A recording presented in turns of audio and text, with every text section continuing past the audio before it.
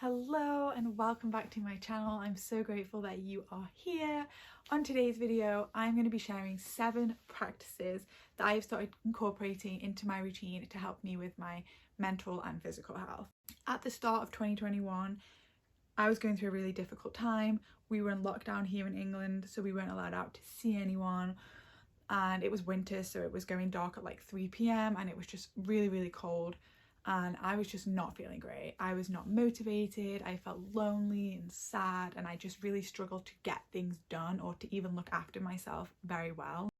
And it really highlighted to me the importance of having routines and practices that help you with your mental health and physical health, and that help you to just stay in that place of just feeling more like yourself and being able to live the life that you want to live, and just feeling happier more often. And this isn't about being happy all of the time. This isn't about, bypassing any of the uncomfortable or negative emotions that we might feel, but I think it's about building a routine of practices that can help us stay more mentally healthy and physically healthy, because once you're in that place of struggling, it's a lot harder to pull yourself out of it. So I think having preventative practices is really important.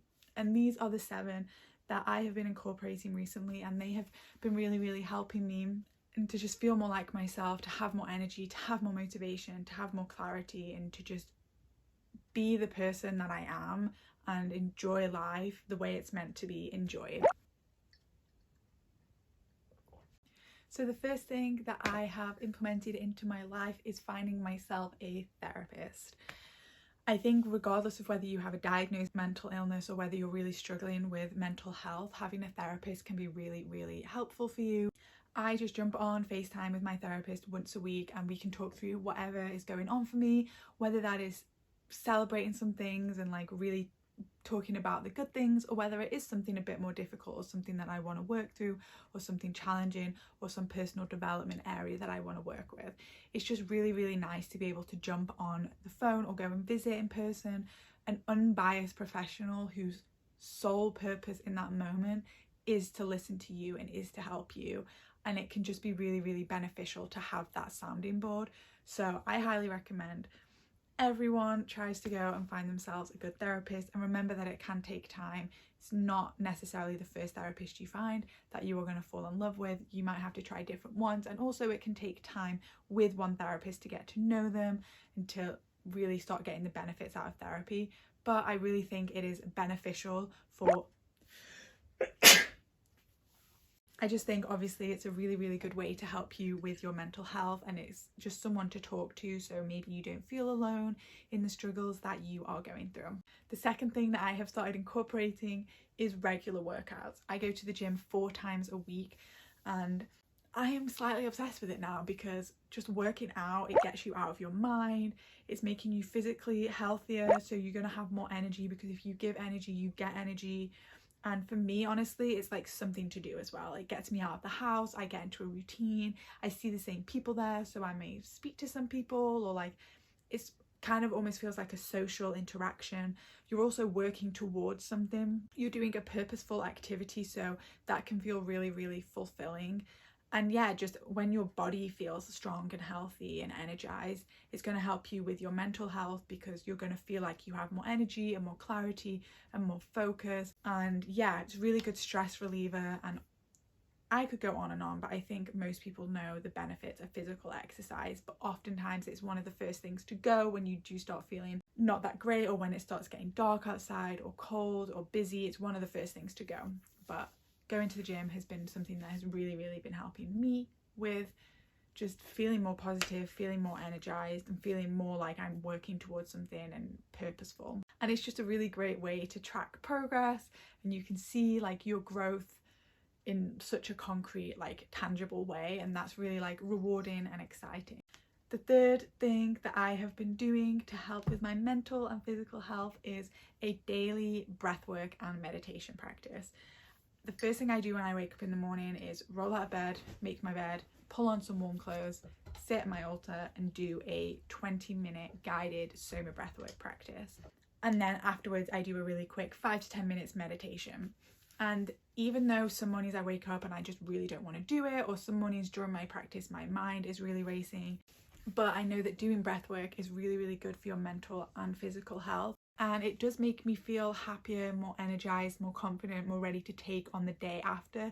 And it's just a really nice mindful moment for me to just sit down and really try and practice being present, being mindful. In my meditation, sometimes I will set intentions, or sometimes I will do prayers.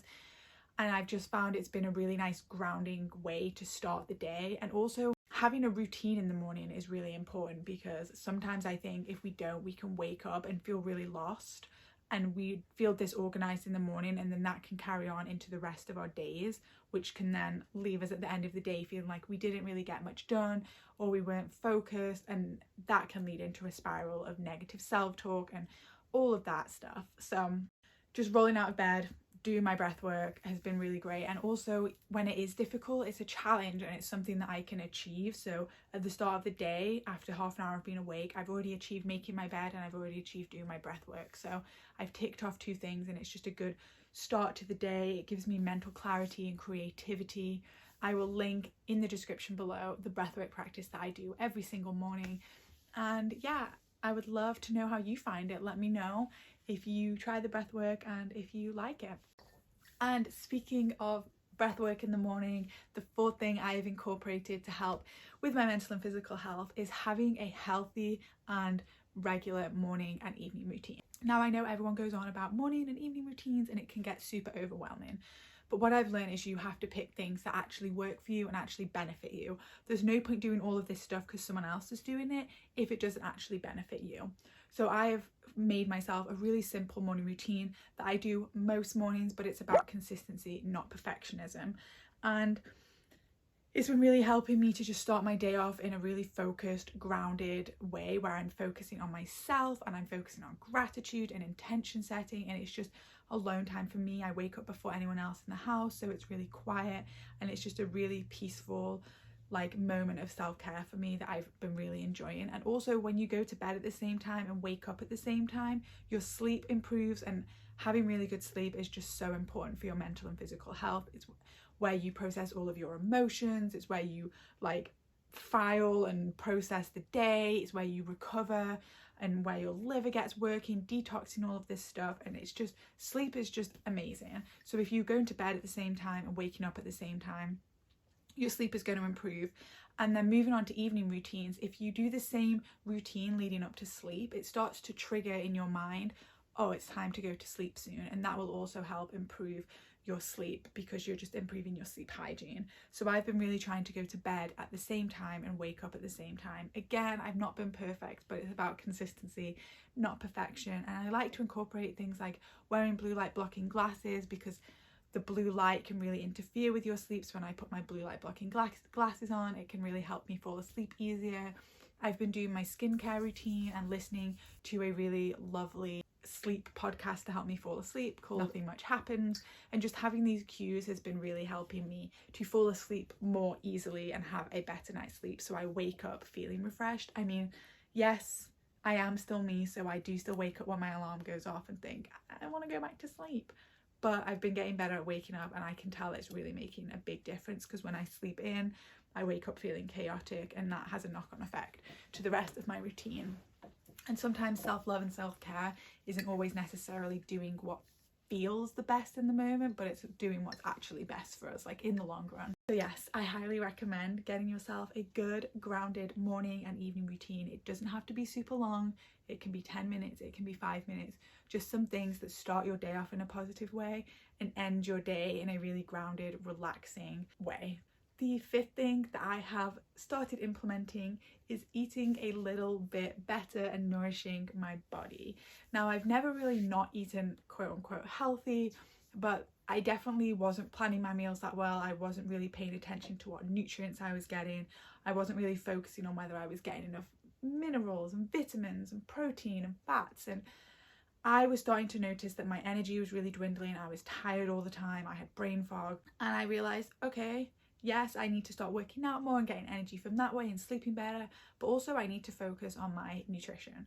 So I've started eating more balanced meals and really focusing on the ingredients that I'm having, trying to eat a really wide range of vegetables. So I'm eating loads of different colours because the different colours signify that they have different minerals and vitamins in them. I have started making sure that I'm incorporating proteins into most, if not all, of my meals, and just eating enough healthy fats, and it's really been making a difference in my energy levels. And I've also been incorporating into my daily routine a probiotic in the form of kefir, and obviously your gut is really related to your brain health. It's like really connected, so if your gut health isn't doing that well, your mental health's probably not doing that well either. So if you look after your gut and eat all those probiotics and all of that stuff, your gut's going to be healthier, and your gut is where you produce 90% of your serotonin, so you're going to just have better mental health, more clarity, more energy, and just more vitality for life. The sixth thing that I have incorporated into my routine is tracking my menstrual cycle.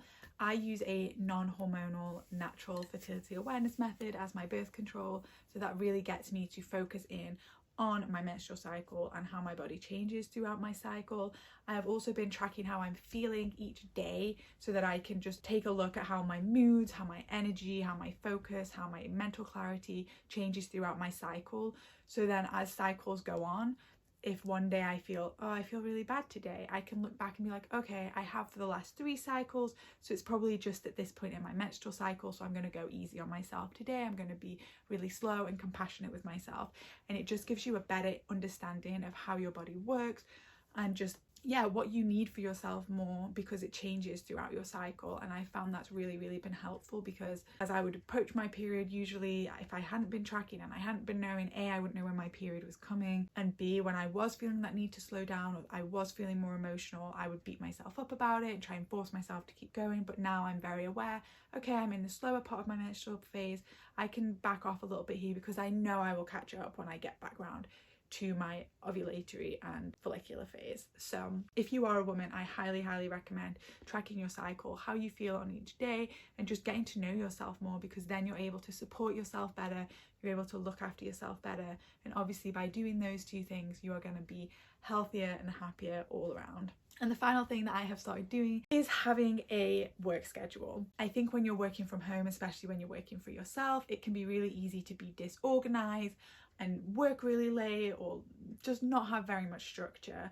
And I found that I was just working all of the time and I didn't give myself any time to rest. And because of that, my time management was really poor, because I was getting distracted, I wasn't staying focused. Because I needed breaks, I was taking breaks all over the place, and it was just chaotic. So from implementing a strict work routine, so starting work at a certain time and ending work at a certain time, it's really helped me to fit everything that I need to do within those times, because usually you can do it all within the time as long as your to-do list is reasonable. And then it's also meant that when I clock off at night, I have free time to unwind, relax, refill my own cup, so the next day I'm ready to take on the challenges of that day and I'm not depleted and drained from the day before. It's also really important that you have your end of work time several hours before you're planning to go to bed, so your brain has time to switch off from work mode and into a more relaxed and unwinding state, because otherwise you'll find when you get into bed, your mind is still thinking about all of the tasks you have to do and all of the work that you have to do. So definitely making sure that your cut-off time for stopping work is early enough so you have time to unwind and relax. So I hope these practices have been inspiring for you or beneficial for you, and if you do incorporate them into your routine, please let me know how you get on with them. Obviously these are pretty standard practices that you can do to help with your mental and physical health, but I often think the most simple practices are often the ones that are overlooked the most, because they seem too simple to actually make a difference. But by just incorporating these really simple and easy practices and routines into your day, it can have a really big knock-on effect. So thank you again for being here, thank you for watching, and I will see you next week.